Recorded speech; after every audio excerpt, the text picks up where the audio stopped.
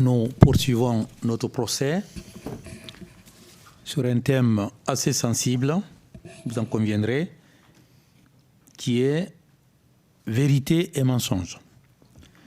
Donc, il y aura deux interventions croisées et différentes sur ce thème. Alors, j'appelle à la barre d'abord Monsieur Laurent Michaud.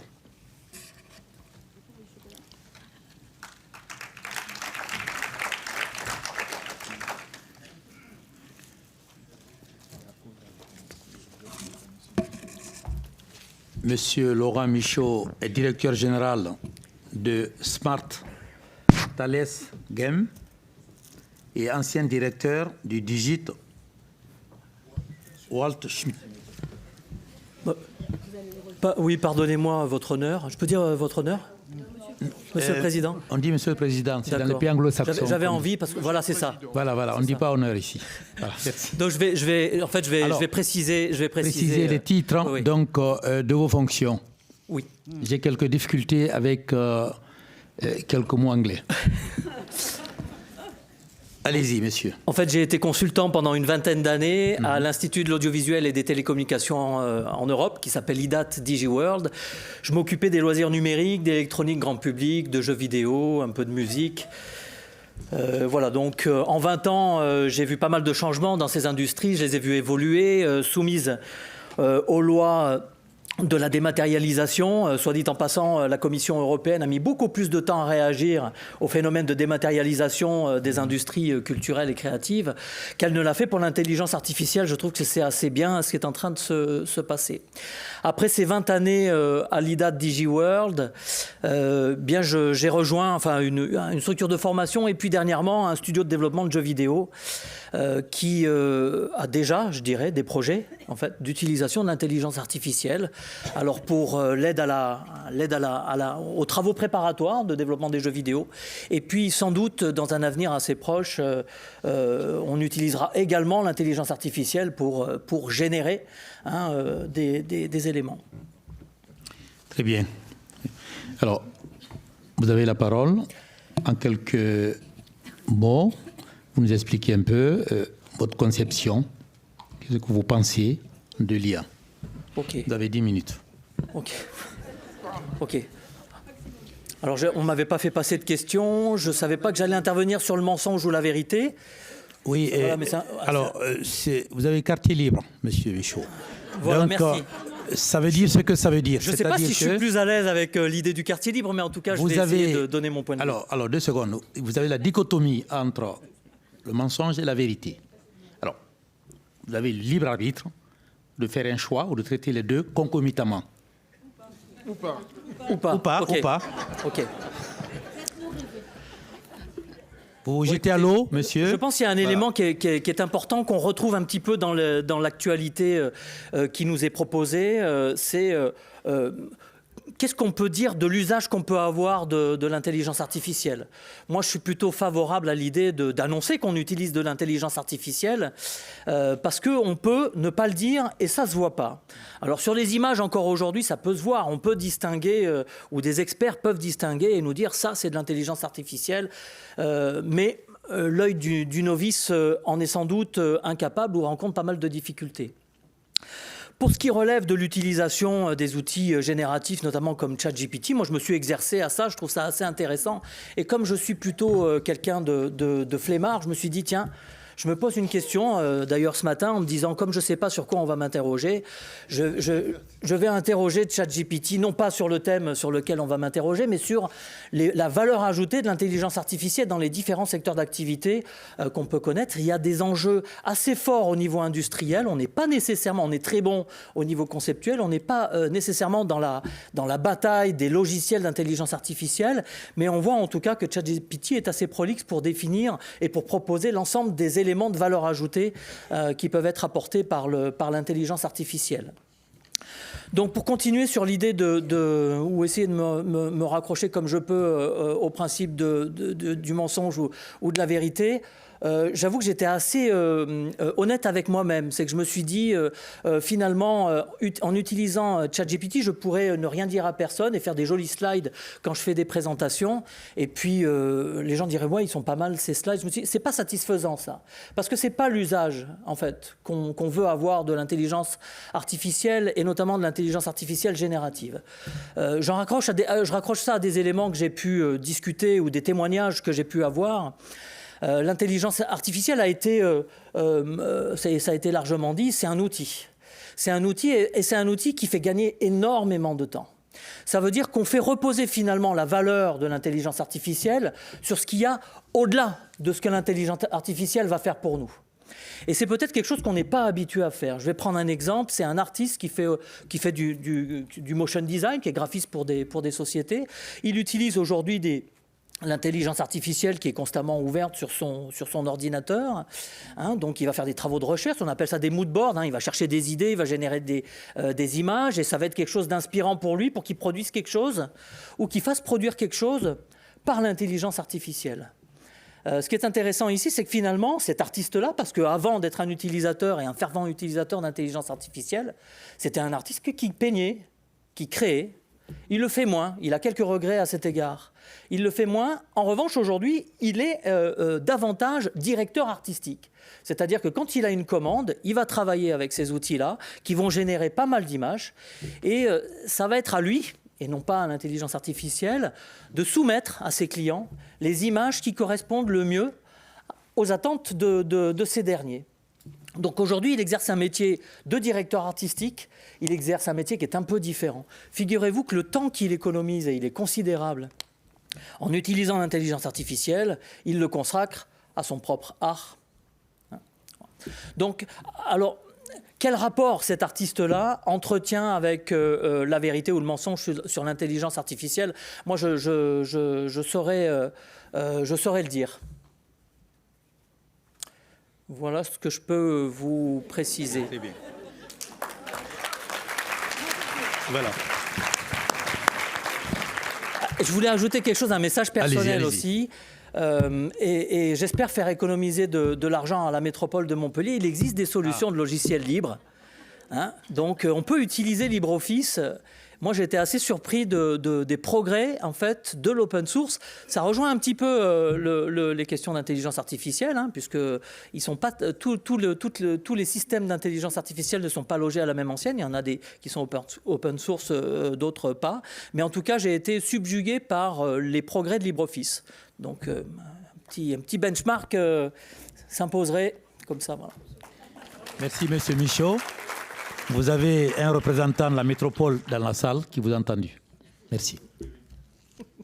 Alors, nous poursuivons sur le second volet de ce thème, vérité et mensonge. Et nous allons donc voir une vidéo, puisque la personne qui devait intervenir, le témoin qui devait intervenir, je vais vous donner son nom, il s'appelle Monsieur Benoît, il s'appelle Benoît Raphaël. Il est journaliste, il est spécialiste de l'intelligence artificielle. Il est créateur du robot d'information Flint. Voilà, et je pense qu'il vit en Amérique du Sud, si je ne m'abuse, en Thaïlande, ouais, que je confonds maintenant les pays. C'est grave. Ouais. La soirée commence à être... Voilà. Alors, donc, nous allons voir donc cette vidéo. On peut éteindre là-bas, oui. Merci. Mesdames et messieurs les membres du jury, honorables membres de la Cour, merci de m'accorder ce moment pour évoquer un sujet d'une importance capitale pour notre époque, l'intelligence artificielle et l'information. Alors, il serait réducteur de porter un jugement sur l'intelligence artificielle sans évoquer ses prédécesseurs, Internet par exemple, qui a été l'objet de nombreuses critiques, notamment par les plus âgés d'entre nous. Mais posez-vous cette question, serait-on prêt aujourd'hui à renoncer aux bénéfices qu'il nous a apportés, à Wikipédia, à la diversité des voix et d'opinions qu'il a permises, à chaque avancée technologique, des ordinateurs personnels à Internet, à contribuer à ce qu'on appelle l'empowerment, c'est-à-dire l'émancipation, c'est-à-dire à donner à chacun d'entre nous la possibilité de contourner les barrières traditionnelles et d'accéder au savoir, mais aussi à la prise de parole.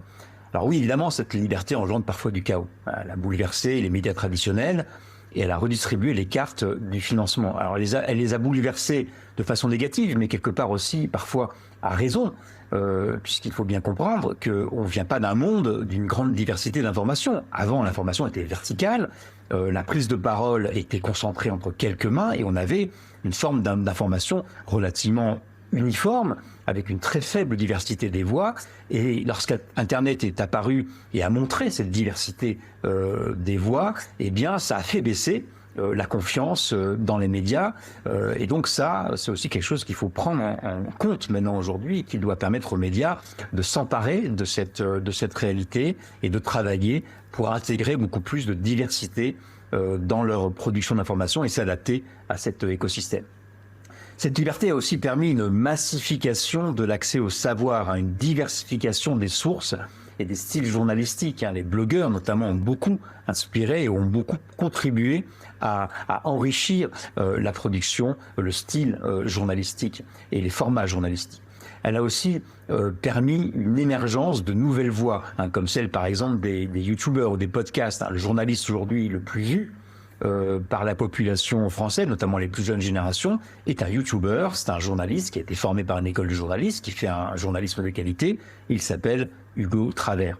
Donc les dérives, bien que réelles, restent marginales. La majorité des utilisateurs, des Français par exemple, plus de 60% ont appris à discerner les fake news et à comprendre l'importance du fact-checking et à l'éducation aux médias.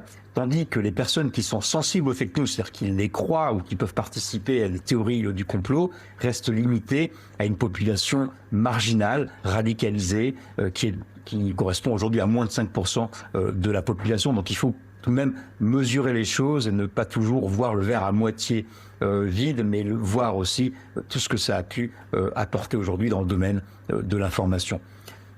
L'intelligence artificielle, en particulier l'intelligence artificielle générative, comme ChatGPT par exemple, offre un nouvel empowerment, une nouvelle émancipation. Elle démocratise l'accès à l'expertise, une expertise autrefois réservée à une élite. Quand vous voulez monter un projet, eh bien, vous avez aujourd'hui accès à des assistants qui vont vous aider sur la partie vente, sur la partie marketing, sur la partie production d'informations. Donc si elle est mal utilisée, évidemment, comme toute technologie, elle peut avoir des effets, des conséquences indésirables. Mal utilisée, elle peut perpétuer des biais, faciliter la diffusion de la désinformation, surtout quand elle est entre de mauvaises mains.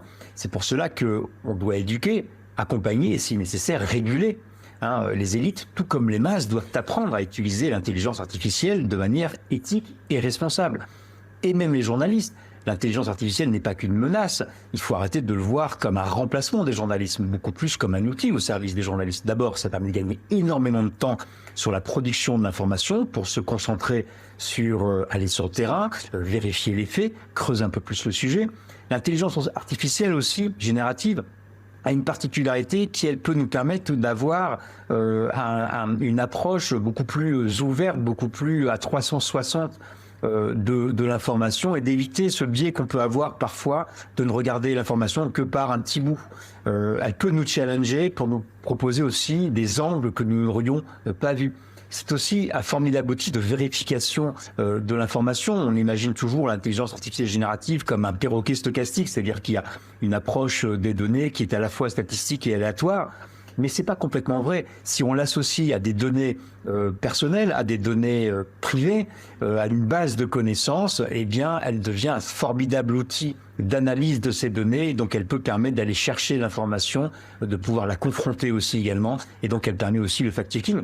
Et puis l'intelligence artificielle générative, c'est un formidable moyen de diffuser l'information la plus large possible face à un maximum, à une grande diversité de population. Elle permet d'internationaliser la production d'informations, mais aussi de transformer chaque information pour l'adapter, la rendre plus facilement assimilable et compréhensible à une plus grande diversité de populations. Donc ça participe aussi, pour les journalistes, à la démocratisation du savoir. Donc face à cette montée en puissance de l'intelligence artificielle, des questions cruciales évidemment se posent. Qui devrait bénéficier financièrement des œuvres qui sont utilisés pour entraîner ces intelligences artificielles. Les œuvres sont les articles, ce sont des documents, des articles de recherche aussi, voire des images. Alors, est-ce qu'on doit prioriser le droit des créateurs ou est-ce qu'on doit au contraire prioriser l'accès universel au savoir? Donc évidemment, il est tout à fait normal pour les médias qui produisent de l'information de ne pas donner ces informations de qualité gratuitement à des monopoles, à ceux qui pilotent ces intelligences artificielles et qui sont des monopoles des grands groupes technologiques, bien évidemment. Il faut que ce savoir-là, cette qualité puisse être rémunérée. Mais les débats autour des moteurs de recherche et des droits d'auteur ne sont pas nouveaux. Et derrière tout ça, l'enjeu, il est de taille. Assurons-nous quand même que cette technologie bénéficie à tous et ne soit pas l'apanage d'une élite aisée. Il est normal de rémunérer les contenus. En revanche, si tous les contenus deviennent payants, ils vont à nouveau être accessibles qu'à une minorité, une élite qui sera capable de se la payer et le reste ne pourra pas bénéficier de cette qualité. Donc on risque d'avoir un retour en arrière de l'accès à l'information. Donc le World Economic Forum, en 2018, avait déjà souligné l'urgence d'une gouvernance mondiale sur ces questions. Donc il est impératif de ne pas se limiter à la rémunération de quelques médias, mais de reconnaître le travail de chaque auteur. Et dans un monde inondé d'informations, on a besoin, et les journalistes également, mais la population, d'outils robustes pour trier, pour analyser et pour comprendre. Et pour avoir des outils robustes, il faut avoir les bonnes données. Donc devant vous, mesdames et messieurs, se pose une question fondamentale. Comment allons-nous encadrer, éduquer et utiliser cette technologie pour le bien commun? Le débat ne concerne pas uniquement les droits d'auteur, mais notre vision de la société de demain. La liberté, évidemment, elle a des dérives. Mais la liberté, lorsqu'on horizontalise le savoir, l'accès à l'expertise, forcément, c'est comme si on construisait une nouvelle ville qui émerge. Et quand une nouvelle ville émerge, eh bien, elle crée des déchets. Pour reprendre l'image apportée par l'avocat François Sureau sur la liberté crée des déchets. Donc une ville va créer beaucoup de déchets qui vont venir s'accumuler à la périphérie, qui vont nous faire peur. Eh bien, qu'est-ce qu'on fait quand on a une ville? Au lieu de raser la ville, eh bien, on met en place une gestion des déchets, on met en place un tri des déchets. Donc c'est à ce défi que nous sommes confrontés aujourd'hui. Donc la liberté, malgré ses dérives, reste un formidable levier d'émancipation. Donc puissions-nous, ensemble, guider cette révolution avec prudence et vision. Et je vous laisse à vos débats et je vous remercie de m'avoir donné la parole.